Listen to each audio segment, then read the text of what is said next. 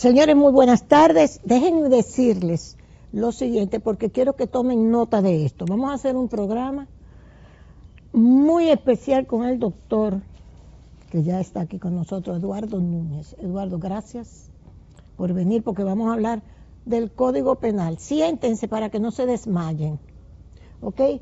Porque ahora hay que reformas al Código Penal. Siéntense. Pero antes, permítanme hacerle este aviso que me gustó mucho porque mi nieta, que viene de Winston, en Estados Unidos, ya se inscribió. Ella vino a pasarse unas vacaciones y ya se inscribió en este curso, en este campamento preuniversitario de verano. Mírenme esta belleza. Eso es Chabón. Chabón. Esta es la parte de Chabón. Ustedes saben lo que es Chabón, ¿verdad? En Romana. Pues está aquí, en la capital. Este campamento preuniversitario de verano. ¿Qué te espera este verano? Explora, crea y descubre el proceso creativo en este programa de 4 semanas. Descubre al artista, diseñador o movimiento que inspira la semana y crea en distintas disciplinas a partir de lo aprendido. Vas a aprender. Esto es para teens, para personas de 17 años para abajo. Okay. De 13 a 17 años. Al finalizar el programa, desarrollarás habilidades prácticas en talleres según tus intereses. Compartirás con profesionales activos del arte y el diseño. Participarás en una exposición de arte mostrando tus trabajos. Otros detalles, de lunes a viernes, de 9 a 1 de la tarde. Los materiales gastables están incluidos en los casos que apliquen.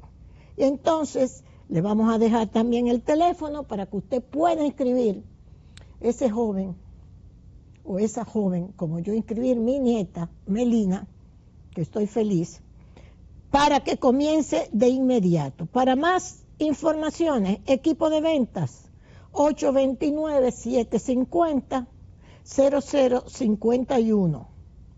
829-750-0051 y usted va a encontrar toda la información que usted necesite. Inscriba a su muchacho en este verano para que haga algo útil en ese campamento preuniversitario de Chabón. Esos son los altos de Chabón, pero aquí en la capital. Ok, Eduardo. Por poco me desmayo cuando yo vi esto hoy. La Cámara de Diputados sigue hoy, esta tarde, discutiendo el Código Penal con cambios polémicos a 32 artículos. Hay una parte que fueron aportaciones de entidades, de personas, y 8 que la misma comisión que lo está estudiando, pues, los aplicó o los presentó. En resumen, son 32 artículos los que se le han hecho cambios. Me preocupa, porque teníamos la urgencia del Código Penal, como se ha dicho, tú eres uno de esos defensores de que hay que tener un Código Penal moderno, vamos a llamarlo así. Y ahora con estos 32 cambios, yo creo que ni para la Navidad vamos a estar listos. ¿Por qué? ¿Por qué? ¿Por qué? Mire, cuando yo justificaba, o justifico todavía, mi posición de que el código entre en vigor, desde una perspectiva puede ser una posición fatalista o pesimista acerca de la sociedad dominicana, o sea, y de nosotros. Creo que somos una excelente sociedad y que hemos avanzado muchísimo. Ahora, como todo proyecto en evolución, como todo proyecto en progreso, vamos a tener algunos retrasos, nos vamos a equivocar, vamos a discutir inclusive sobre nuestros propios errores, sí. Y esto es lo que está pasando. Mire, la discusión para la reforma del Código Penal aprobado inició con 4 o 6 artículos. Exacto. Especialmente aquellos que estaban vinculados a la libertad de expresión, Exacto. al ultraje, a un tema de la falsificación médica y la responsabilidad penal de personas jurídicas. Esa era la discusión inicial. Como nosotros somos nosotros, hay que decirlo, Ay, Dios. la discusión desbordó en otra cosa, en fanatismo político, en oportunismo, en déjame criticar porque esa es la ola, un código penal que se denominó en poco tiempo ley mordaza, cuando el código tiene muchísimos tipos penales. O sea, la denominación era injusta, pero nos montamos en esa ola. ¿Qué ha pasado? Los dos argumentos eran los siguientes. Pero ese código tiene 1 año y ahora es que ustedes vienen a reclamar. Sí. Para mí, emocionalmente yo lo podría decir. Ahora, en la paz de la reflexión hay que entender algo. El ciudadano dominicano o cualquier dominicano puede reclamar el día que quiera.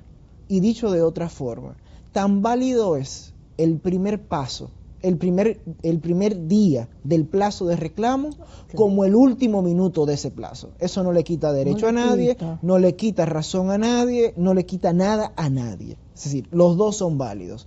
Por lo cual, lo del tiempo del reclamo de la sociedad no tiene, o sea, para mí no hay contrarrefutación posible. La sociedad puede reclamar en último minuto. 2, los poderes públicos también deben de responder en el último minuto. Es decir, en el momento que el reclamo se origina. Y yo creo que es eso lo que están haciendo. Ahora bien, y aquí hago 2 paréntesis, doña Consuelo. Sí.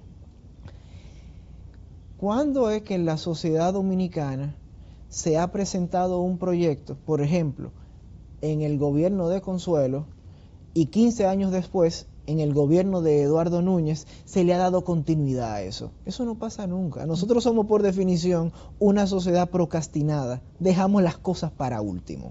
Y eso es así. Así que yo lo veo, puedo estar equivocado, pero así que yo lo veo. Nosotros somos una sociedad procrastinada. Ay, sí. Dejamos las cosas para último. Sí. Con el Código Penal pasaron muchísimos defectos. Primer defecto, la discusión debió de generarse no en los cuartos, digamos que cerrados, de la Cámara de Diputados y con algunas personas, o no en esas vistas públicas que sirven más para el morbo que para la discusión técnica. Tal vez el paso correcto era reunir un grupo de profesores o un grupo de expertos o un grupo de abogados en ejercicio y personas que vengan de la academia, que sacaran conclusiones, que se la presentaran al sector político, al sector empresarial, y esas conclusiones apoyadas en buenas razones y en los por qué, y en los ejemplos de por qué en Suiza se hace así, por qué en Estados Unidos se hace así, cuál sería el resultado de algunos casos si tuviésemos ese código. Es decir, ese proceso de convencimiento de todos los sectores, tomando la nueva pieza, diciendo esta pieza va a resolver esto, nunca se hizo. Ajá. Que era una de las razones por la que yo digo, apruébenlo y ya se corregirá más adelante. ¿Por qué? Porque nuestra metodología, nuestra forma de hacer las cosas es en su origen errada. Y hay que entender algo, nosotros somos una sociedad de modas. Se vuelve popular criticar el código, se vuelve popular defender el código, y cada quien se monta en esa ola sin argumentos, sin fundamentos, sin defensa. ¿Qué ha pasado ahora para responder directamente el caso de los 32 artículos? Ajá. Yo de entrada no los he visto, porque nadie los ha visto, de hecho, lo están discutiendo ahora. O lo van a discutir. Pero, ¿qué impresión causa eso? En primer lugar, a nivel técnico, yo no podría decir, mira, si están reformando 32 artículos, lo están haciendo mal. Eso no es cierto, eso nadie lo puede afirmar sin leer lo que efectivamente están modificando. Ahora bien, como ciudadano o como persona, yo puedo decir, pero ven acá, ustedes hicieron eso hace 1 año, ahora le presentan propuestas a la sociedad y ustedes mismos también incluyen qué ustedes hicieron hace 1 año entonces. O sea, ¿qué pasó? Porque si usted me dijera que estas revisiones se están dando sobre la base de un esquema de ensayo y error y de contrastación, de que se invitaron 3 jueces, 3 abogados en ejercicio, se tomaron 5 o 10 casos, que uno haya puesto el código a prueba caso por caso. Mira, esta sentencia de la Suprema salió de esta forma porque había un vacío legal. Ahora con este código se resuelve. Así uno toma decisiones racionales. Así uno pone a prueba la pieza. Pero eso no es lo que sucede en República Dominicana. No. Entonces, ¿qué impresión le deja eso a la población? Sí. La que usted siente. Están dejando todo para último. Exacto. No saben lo que están haciendo. Las cosas con prisa se hacen mal. Sí, yo misma digo, no, nos pusimos tarde, hicimos las reclamaciones tardíamente, lo que tú decías. Sí. Yo por ahí fue que empecé, fuimos nosotros los culpables, No. porque hasta Finju, etcétera, No. tardíamente. No. Debimos haberlo hecho antes. No. Eran 3, 4, 5, y ahora son 32. No, en una respuesta reposada, vuelvo y con esto me repito, el ciudadano, la sociedad, puede reclamar hasta en el último segundo y eso nadie se lo puede quitar. El primer día del plazo es tan válido como el último y hasta después del plazo seguirá siendo válido reclamar. Tú Ahora, planteabas, hay una cuestión que yo quiero que tú fijes, porque es muy importante. Tú dices y decías, y te he oído decir, incluso con nosotros en Sol, tú entendías que el código estaba suficientemente bien. ¿Cuáles son las razones que tú entiendes que era necesario aprobarlo, aunque luego se discutieran, que era tu posición o es, las modificaciones, vamos a decir, que se estaban planteando, se discutieran para luego, que es una posición que mantenían otros? El mismo, creo que Milton Ray Guevara era partidario de esto, hasta la Iglesia Católica habló sobre eso, etcétera. Bueno, ¿por qué? ¿Por qué tú entendías qué modernización tenía este código? ¿Nos modernizaba? mire, si yo tuviese que ponerle un nombre,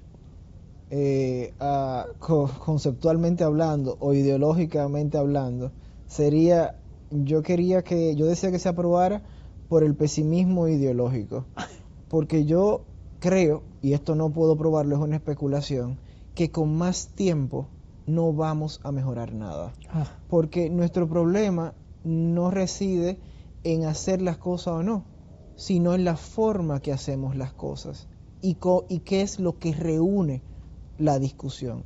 La discusión no se da, tomemos las propuestas, llevémoslas a una universidad y que vengan 10, 15 abogados, nos presenten buenas razones y conclusiones en clave comparada de por qué esto funciona. La discusión se da en clave de que hay una persona de redes sociales muy famosa, con muchísima influencia, que reclama algo, entonces el sector político entiende que tiene que calmarlo y ahí les respondo. Es decir, nuestro proceso de reforma no es un proceso racional de discusión, es un proceso de a ver a quién complazco y de a ver cómo calmo las masas. Entonces, en ese momento yo decía, mira, al final del día lo vamos a retrasar para volver a hacer lo mismo, porque no tenemos mecanismos racionales, metodológicos, de estudio, con paciencia, que nos lleven a mejores resultados. 1, 2. Yo no decía concretamente que el código modernizaba, porque de hecho el código no moderniza. La parte que el código hace muy bien es que simplemente actualiza. ¿A qué? ¿A qué? Que no es necesariamente modernización. Digamos que el derecho penal tiene un lenguaje y que ese lenguaje se ha extendido desde Corea del Sur hasta Tierra de Fuego en Argentina, por decir algo. Y es literalmente así, pasando por la Europa continental, pasando por Japón, toda Latinoamérica, etcétera. Ese lenguaje, la República Dominicana, y cuando digo la República Dominicana me refiero a los operadores jurídicos, a los tribunales, a las clases que se dan en las academias, con eso me refiero a las universidades y a la escuela de formación de los jueces y el Ministerio Público. Ese lenguaje, la única institución o pieza que no lo hablaba era el Código Penal. Por eso usted se encontraba el Tribunal Constitucional hablando de tipicidad, culpabilidad, antijuricidad, autoría mediata, y veía que eso no tenía ningún espacio en la ley. O sea, había una disonancia entre el lenguaje que hablábamos y el lenguaje que utiliza nuestro código actual aún en vigor. ¿Qué pasó? ¿De dónde se explica eso? Causas históricas. Exacto. Nuestro código es originalmente el Código Penal francés de 1810. Ujú. En su parte general, nuestro código nunca, que es la parte donde está la imputación, los elementos comunes de todos los delitos, no sufrió ninguna reforma significativa. Pero ¿qué pasa? En Francia sí sufrieron reformas con los años. De hecho, en 1994 cambiaron todo el código. Ay, María Entonces, Santísima. en pleno siglo XXI, nosotros somos más franceses que los franceses y somos franceses del siglo XIX. Entonces, a ellos decían, no, espérate. Si esta pieza, con todos sus defectos, que los tiene, con todos los errores, que los tiene, con todos los riesgos, que también lo tenía, que también los tiene, entra en vigor, nosotros hacemos un ejercicio de adecuación legal, de que el código hable el mismo idioma. No estoy diciendo que el código lo va a pronunciar con toda la corrección, ni que va a hablar un castellano impoluto, no. Porque para que el código sea mejor, que sea moderno, que sea impoluto, que se acerque a un código modelo, se necesitan mecanismos de toma de decisión y de discusión y de racionalidad que no aplican al poder legislativo dominicano. Aquí aplica la procrastinación, la improvisación, la déjame ver a quién complazco, déjame ver cómo calmo la sociedad. Entonces, por eso yo digo, a nosotros nos pueden dar 15 años para cambiar el código. Es que mientras el método sea Dale ese, para allá. o sea, mientras el método sea que usted se queje, y como usted se queja, tenemos que ver cómo calmamos eso, nunca vamos a tener un código moderno. O que un político diga, déjame decir que no. Por Porque ejemplo, eso me gana entonces. Porque hasta ese caso se claro, da. por eso le Hay posiciones que claro, son meramente políticas. Por eso le decía que el código ahora mismo es un tema de oportunismo político, de montarse en una moda, Sí. pero la discusión de fondo, las razones técnicas, el por qué mejora, cómo cambiarían los casos, cuáles fueron las personas que buscaron las buenas razones y lo compararon con otros códigos y con otra jurisprudencia para decir que este es bueno. Eso no ha sucedido. No. Esa no es la forma de pensar dominicana, Ay, lamentablemente. Dios mío. Entonces, teniendo eso enfrente, usted me presenta a mí un código, y ahora sí hablo por Eduardo Núñez, Sí. que yo puedo identificar, yo puedo advertir, mira, se han adoptado figuras que antes no teníamos. ¿Eso es correcto? Por ejemplo, Se ha incluido, alguna figura. claro, no la teníamos. autoría mediata, la cooperación necesaria, todos los principios del derecho penal que son el artículo 1 del código del nuevo Código Penal, que el Código Penal viejo no tiene, Oye, ¿qué? la comisión por omisión, los sistemas de prevención del delito en el delito empresarial, Sí. todas esas son cuestiones novedosas que tiene cualquier código penal, vamos a utilizar la palabra moderno, Sí. que son el equivalente de la reforma que sucedió en Chile, en Perú, en México, en Argentina, en Uruguay, en España. O sea, esa parte, el código la hace bien, y la hace bien porque es una copia. No pensaron tanto, no inventaron tanto. O sea, no, ahí, y eso fue lo que dije en Sol. No es improvisado. No, Ya venía eso de no otras es improvisado. raíces. ¿Por qué? Porque usted busca esos mismos artículos Sí. en los códigos que yo le acabo de mencionar, Sí, y va a sí. decir, no, pero si, Ah, no, pero- si no dice 100% lo mismo, lo va a decir en un 80%. Ok. Y esa es la parte que más influye en la imputación penal, en la parte de decir cuando alguien es penalmente responsable o no. Esa es la parte que dice quién es autor, quién es cómplice. Esa es la parte que dice quién omite una acción o quién la hace activamente. ¿Me entiendes? Entonces, Sí. esa parte es la parte más técnica. Sí. Esa parte no se vende, es difícil inclusive explicarlo. Y uno se concentra, por ejemplo, en la discusión sobre el ultraje, que es un tipo penal, que es un solo artículo, que solo aplica para ese tipo penal. La parte que hicieron más o menos bien por la actualización aplica absolutamente para todo. Sí. Y por eso yo decía, bueno, ya que no vamos a llegar a que todo el Código Penal tenga algo positivo, quedémonos con estos 24 artículos que hacen algo que más o menos. O sea, esa es mi lógica. Si usted me lo sometiera a mi criterio, yo le diría algo más catastrófico. La parte especial del código, donde se encuentran los tipos penales, que son las conductas que el código combina con una pena, Sí. eso hay que hacerlo completo otra vez. Ay, Si queremos que sea de lujo, si queremos que sea bueno, eso hay que hacerlo otra vez completo. O sea, el que hizo eso, no sé en qué estaba, no sé en qué pensaba. Ahora bien, pero se podía entonces hacer esa parte, supongamos. Se sí. podía aprobar el código y entonces Y después, con las con las discusiones, discusiones. yo sentándome a explicarle a Consuelo, doña Sí. Consuelo, mire, Mire que es que el tipo de homicidio, la redacción o el tipo de robo, delitos que son comunes, la redacción correcta era esta, pero nosotros escribimos tal cosa. Vamos a comparar con los otros códigos. Mire cómo dicen los otros códigos: una apropiación indebida, una sustracción. Eso nosotros no lo pusimos. Sí. Tenemos que ponerlo. ¿Por qué? Porque los casos, entonces, cuando lleguen a los tribunales, el juez se va a encontrar con este obstáculo. Ese que es el proceso que debe de llevar cualquier pieza legislativa, no es el proceso que se agota en República Dominicana, ni que se va a agotar nunca, hasta que no cambiemos la forma de pensar. Se lo explico de otra forma. Nosotros somos una sociedad desde muchas perspectivas bipolar. ¿Por qué?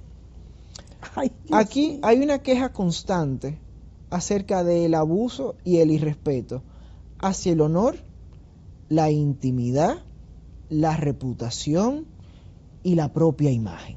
Es decir, la sociedad se queja de que el fenómeno de las redes sociales Sí. y los medios alternativos, al que le quiere montar una campaña con su vida íntima, afectando a sus hijos, afectando su reputación a diario, subiendo cosas, nosotros nos quejamos. Muchos pensamos que eso no es correcto, pero en esa misma sociedad es la sociedad que disfruta del chisme, del morbo como entretenimiento, que busca a los personajes que hacen esto para consumirlo, que contribuyen a viralizarlo. Like, Entonces, like. ¿qué pasa? Toda esa porquería. Llega una ley o llega una norma que intenta corregir en parte esto, Sí. y la sociedad de inmediato salta: no, ley mordaza. Porque nosotros hemos pensado que la libertad de expresión se trata del derecho que yo tengo de decirle ladronazo a otra persona. Y eso no es cierto.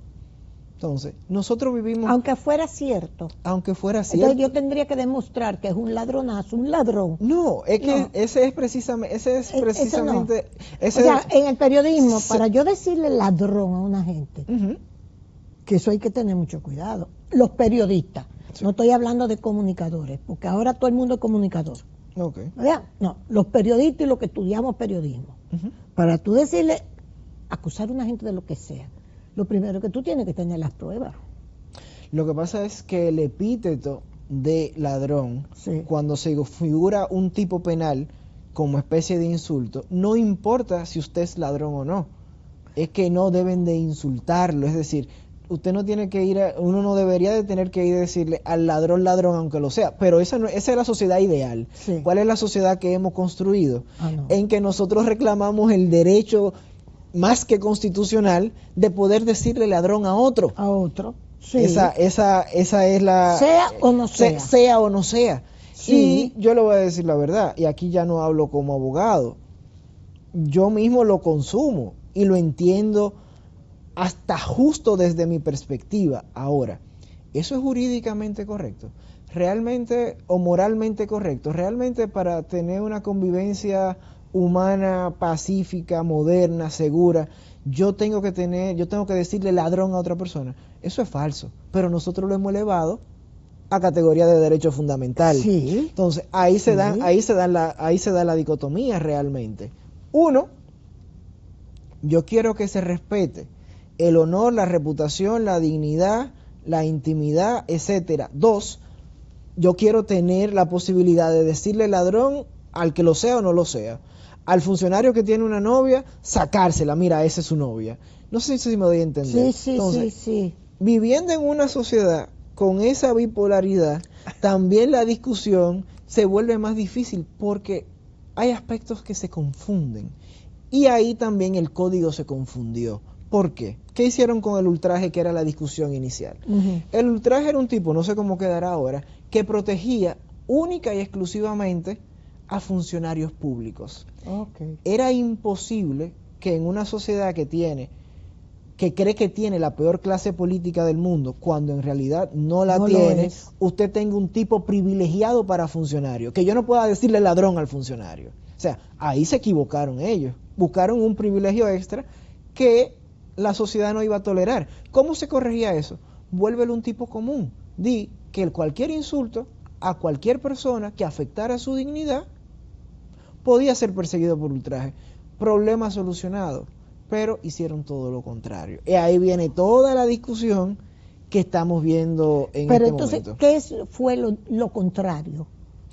Que cuando crearon el tipo de ultraje donde Sí, inicia la sí. discusión, hicieron un tipo penal privilegiado, es decir, decirle ladrón a un funcionario público lo sacar únicamente un sector, a ese sujeto especial, funcionario público, conllevaba una pena, no recuerdo cuál era la sanción de ahora, creo que de uno o sea, o 2 uno le años. podía decir ladrón o cualquier otro, pero no un funcionario público. Era lo que se interpretaba del Lo tipo, que se interpretaba y ahí del fue que vino la discusión. La discusión. Pero, ¿qué pasa? Ya la discusión no anda por ese artículo. No, ya la discusión anda por 32. Por 32. Por 32 artículos. ¿Qué saldrá de ahí? Ahí, con esto me repito. Mira, modificar 32 artículos de ahora para ahorita, con el análisis que podría requerir, yo entiendo que es difícil, aunque no imposible. Si usted me lo diera a juzgar sin elementos de juicio, porque no lo he visto, yo diría que de ahí puede salir un tremendo desastre. Pero guardo la esperanza de que las cosas salgan bien. Yo vi el primer informe que salió durante el fin de semana y creo que algunas modificaciones la hicieron para bien. Yo mantengo mi posición. El código, y es defendible, lo que pasa es que esa discusión nadie quiere tenerla, vamos a discutir artículo por artículo, vamos a ver qué está mejorando, vamos a ver si hay un avance real con este código. Yo aún así mantengo la posición de que el código debe entrar en vigor el día 3 de agosto, y si de verdad en algún momento existe la intención, la templanza, la serenidad, la inteligencia de hacer las cosas como deben de hacerse, pues hagámoslas. Le doy 2 ejemplos. España modificó su código en el año 2010 y volvió a partir de discusiones a modificarlo en el año 2015. Alemania modificó su código entre el 90 y el año 2000, creo que más de una decena de veces. ¿Pero por qué? Porque en esos países, en lugar de convocar porque un influencer decide que dar una voz de alarma, que creo que es válida y es legítima, es parte de la sociedad, ahí hay una comisión permanente de personas que actualizan el código conforme a la jurisprudencia del Tribunal Constitucional, la jurisprudencia de la Suprema Corte de Justicia, las propias discusiones que se dan con algunas figuras. Le pongo un ejemplo. El fenómeno de las redes sociales ha estado presente durante los últimos 20 años. Y vamos a decir que como herramientas son las herramientas que más daño le pueden hacer al honor y la reputación dependiendo del uso que la persona haga. Nuestro código actual o nuestra ley de delitos y crímenes de alta tecnología ni siquiera menciona redes sociales. No puede ser. No lo menciona. Dice medios digitales, que no es lo mismo. Entonces, ahí yo digo, ¿queremos hacer las cosas bien en algún momento? Creemos una comisión permanente que, por medio de estas transformaciones que se dan en la sociedad, que vienen apareciendo cada vez más rápido, producto ya de la revolución de la información, por ejemplo, la IA no aparece en nuestras leyes, las redes sociales no aparecen en nuestras leyes, y son fenómenos sociales presentes. ¿De qué serviría una comisión de esa naturaleza? Mira, estamos detectando que algunos delitos se cometen por medio de estas vías. Vamos a actualizar. Antes de modificar el código completo, mire, 5 artículos para incluir estas conductas.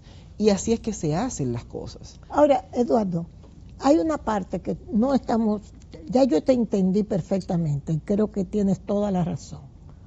Porque tú nos planteabas que hubo gente que dijo, no. Que vamos a ver lo que habría que modificar. Vamos a probar, pero se puede modificar lo que haya que modificar. Ese es tu planteamiento. Bien. Entonces, lo que me viene a la mente es una situación que nosotros estamos viviendo como país.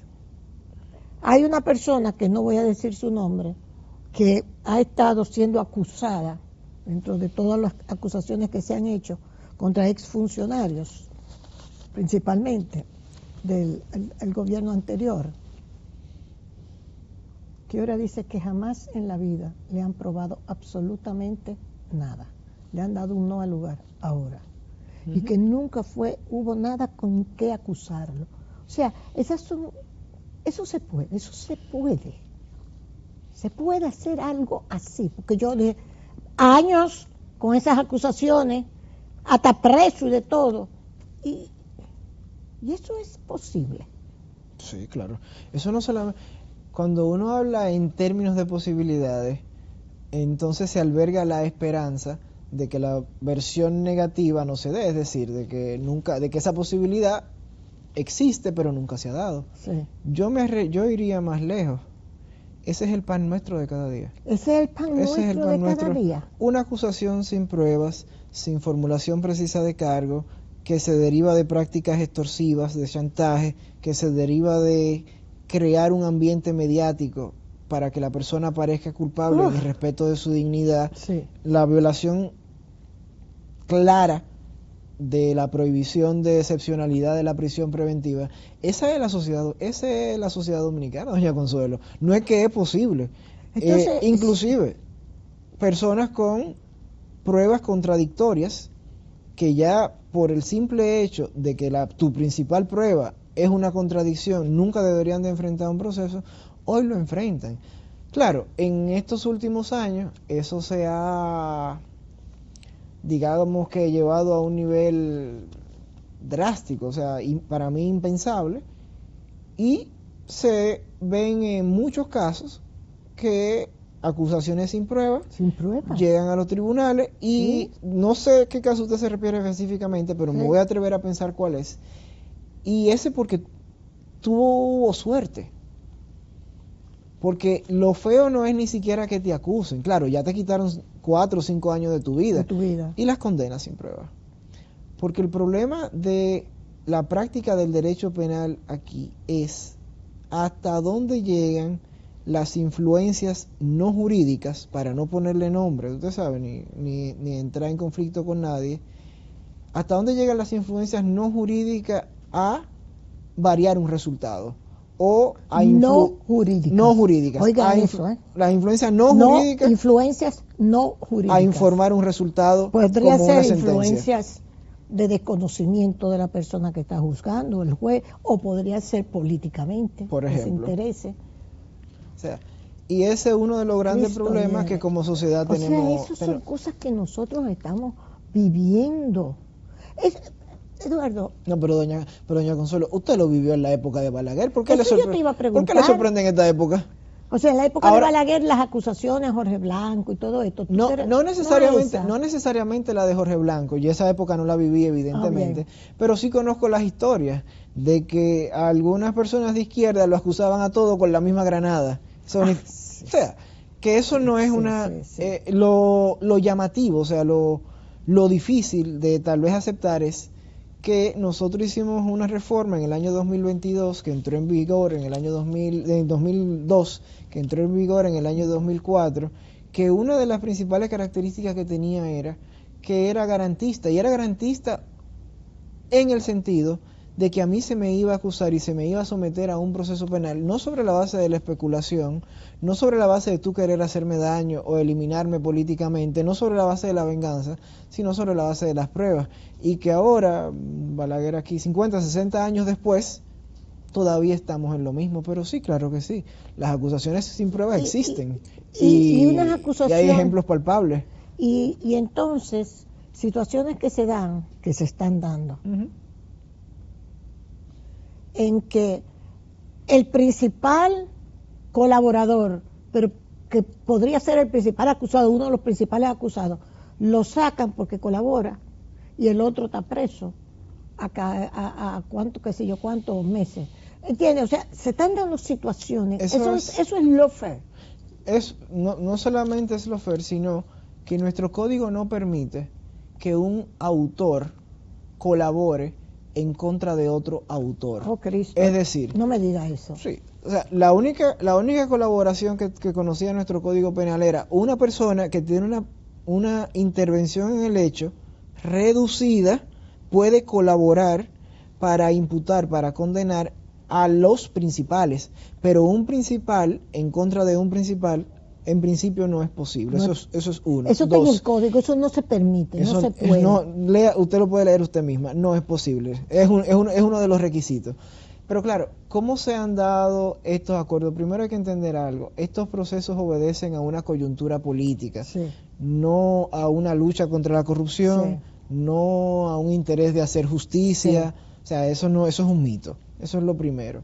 Lo segundo, dentro de esa coyuntura y en el contexto que esa coyuntura aporta, lo que hay son intereses. O sea, lo que hay es: yo quiero meter presa a Consuelo Despradel, tomo la decisión de yo quiero meter presa a Consuelo Despradel, y a partir de ahí me invento lo que sea, presiono a quien sea para vender la narrativa de que Consuelo tiene que estar presa. Hay algunos que van a correr con suerte, en el sentido de que en el camino uno se va a encontrar jueces que apoyan este lawfare, lo apoyan por lo que sea, porque le ofrecen un cargo en una altas cortes, porque tienen miedo, por lo que sea, y otros que creen en lo que hacen y van a decir: no, yo ahí no llego.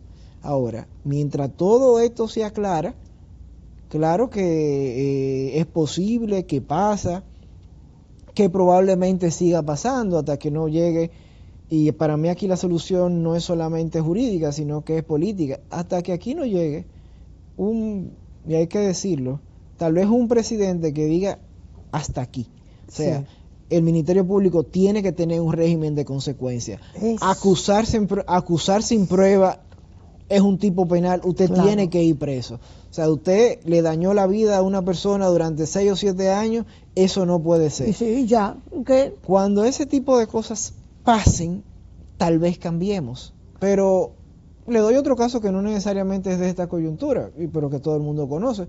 Odebrecht duró casi una década en los tribunales de la República. ¿Cuántos condenados usted conoce por el caso? Ninguno.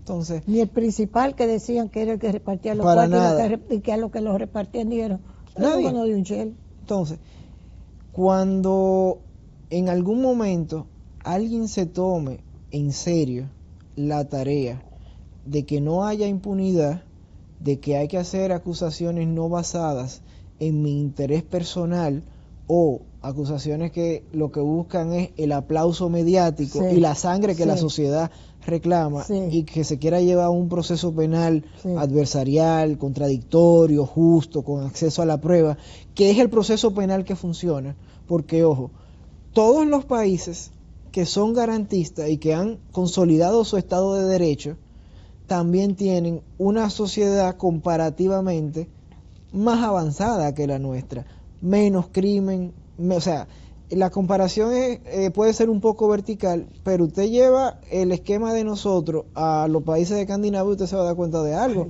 Ahí no se abusa de los derechos de nadie y son las sociedades menos corruptas. O sea, sí. Pero, vuelvo y le digo, para eso, mientras uno tenga tal vez una clase política o un político que... Pero eso, yo sé que tú eres muy joven, pero eso parece como que es reciente, todo esto, cuestiones del lawfare y todo, como que no es, siempre ha sido así, siempre, y como existe ahora, y en todos los países, porque Trump vive peleando, porque le hicieron tantas acusaciones, que ya él no sabía por dónde, tenía como 11 juicios encima. ¿Entiendes lo que te quiero decir? Muchas de esas eran acusaciones políticas. Mira, ubicarla... Eso siempre ha sido así, siempre. No, ubicarlo en un nivel común de origen en el planeta Tierra, por decirlo de alguna forma, sí, yo creo que no es posible. Ahora, ubicarlo en inicios especiales, okay, a nivel de países, y esto es arbitrario, puedo estar equivocado, sí es posible. Por ejemplo, antes, en la República Dominicana que yo vivo, a la oposición había que comprarla. Es decir, si yo era del PLD y yo no quería tener que pelear con el Reformista o con el PRD, yo simplemente compraba a algunos dirigentes, y estos pasaban a mi lado y ahí debilitaba a la oposición. ¿Dónde yo identifico que hay una ruptura tal vez con ese mecanismo que venía de la clase política y se cambia al lawfare. Bueno, cuando en el año 2017 se inicia el proceso de Odebrecht y se somete a la cúpula del PRM, gente que no tenían que estar ahí, o sea, que no tenían nada que ver. Tú sometiste al presidente y al secretario general de ese partido, pero que no tenían funciones desde hace tiempo, y el PLD ya llevaba ¿cuántos años de gobierno? 10, 12 años, qué sé yo. O sea, no tenía sentido. Pero ahí fue equivocado, yo identifico, que yo advierto, mira, aquí el proceso penal se comenzó a utilizar para derrotar a la oposición. Ya no hay que comprarla, ahora lo que hacemos es que le abrimos un proceso penal. Eso, a mi entender, es en gran medida lo que da lugar a que algunos años después, en el 2020, venga un mecanismo perfeccionado de lawfare que ya no solamente incluye el proceso, sino que hay todo un sistema, sociedad civil, medios de comunicación, ministerio público y quienes administran el gobierno para abusar del proceso penal. Exacto. Pero, por ejemplo, un brasileño le dirá, y aquí tal vez exagere, que inició con Lula. Sí, y temporalmente no se puede ubicar, lo de Lula fue antes, o sea, yo no aplicaría el año 2016. Un americano le podrá decir que fue con Trump, y así sucesivamente. Por lo tanto, la práctica o señalar un origen común de la práctica, yo creo que no es posible. Ahora, el fenómeno sí se identifica, y se identifica con muchísima facilidad aquí en Ecuador, en Brasil, o sea, el lawfare. Se identifica, claro que existe. Ahora, un origen temporal común yo no lo veo. Muy bien. Ay, Eduardo, yo creo que nos diste una cátedra. Por nada que va. Sí, claro que sí. No, porque yo misma decía, no, porque no lo aprueben, pero yo quería oír tu opinión, porque tú eres muy sensato, muy buen abogado. Entonces yo creo que me voy por la posición tuya. Sí. Y me preocupa esto, entonces 32 artículos que hay que modificar ya, porque ojalá que salgamos de esto. A mí, si usted supiera que yo estoy a favor de que entre en vigor, pero a mí también me preocupa, honestamente. El problema es que yo no creo que con 20 años más, con las condiciones que tenemos ahora mismo, hagamos algo mejor. Me preocupa lo contrario, que lo bueno que hicieron lo dañen. Exacto. Y después lo aprueben. Bueno. Señores, vamos a decir que la Alcaldía del Distrito Nacional nos envió esta nota, que están acelerando todas las obras y embellecimiento de la ciudad de Santo Domingo para los Juegos Centroamericanos y del Caribe. Carolina no se pierde en eso, por hecho, no es por los Juegos. Ha hecho plazas en todas partes, ha embellecido el malecón, ha embellecido otros sectores, los parques, así que esto es parte del trabajo que está haciendo el ayuntamiento, con Carolina, por supuesto, a la cabeza, para estos Juegos Centroamericanos y del Caribe, que ya van a comenzar este mismo mes. Qué bueno. A ustedes muchísimas gracias. Recuérdense que estamos gracias a Plaza Lama, a Café Santo Domingo, al Grupo Rica, como siempre, y por supuesto también a Propiel, crema y jabón para tu piel. Propiel. Nos vemos mañana.